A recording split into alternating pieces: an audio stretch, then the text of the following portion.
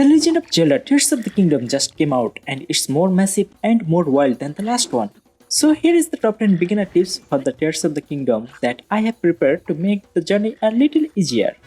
Tip number 1. It sounds obvious, but just play the story quest until you get the paraglider. Because you may be like me and lost doing everything else as soon as you come out of that static area and wasted 4 or 5 hours doing virtually nothing. Exploring the Great Sky Island may be tempting, but trust me, go get the glider first and come back after. It will be much easier to explore those islands. Tip number 2. Before exploring the depth, first visit few Sky Island and get your hands on the sundelion plant. Cook them one at a time for a very important dish that you will need to explore in the depth. While in depth, you will frequently get damaged by those gloom things. It will lower your max health and you cannot get them back by just eating, unless you leave the depth. Now if you eat those dishes we prepared earlier, then each one will remove those gloom damage by 3 heart. Now you can just eat food and get back at full health. Tip number 3. Climbing in the rain is as bad as it was in the Breath of the Wild. But there is a way to make it less annoying. While exploring caves, you will come across those sticky lizards. Sneak up to them, and if you manage to catch few, then you can use with monster part to make sticky elixir. It will greatly help you climbing in the rain. Tip number 4. There is actually a save mode in your stamina bar when you are gliding.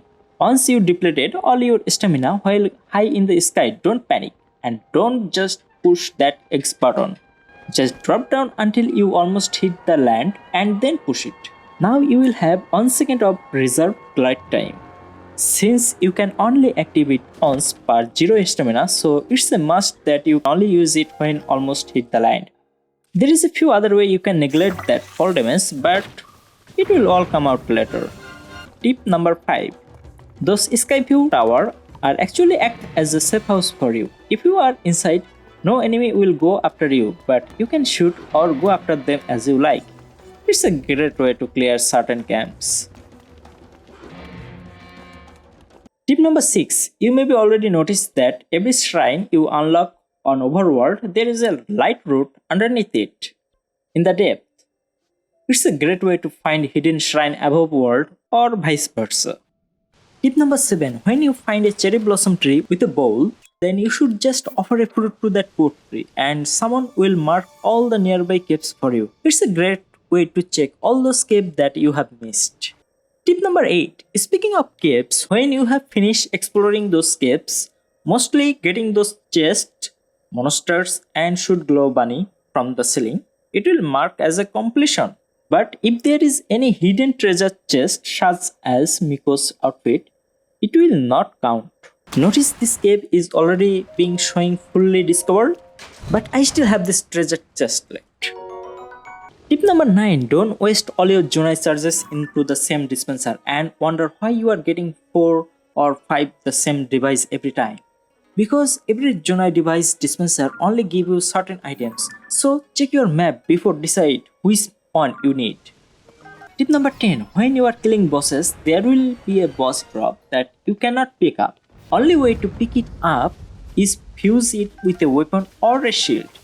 So I highly recommend that you have at least one weapon with you that isn't fused when you are fighting a boss.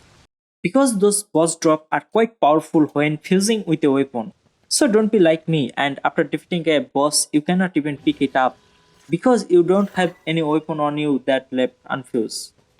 There can be over 100 tips that I can think of, but those are the top 10 tips for now. Have a blast playing and see you in the next video.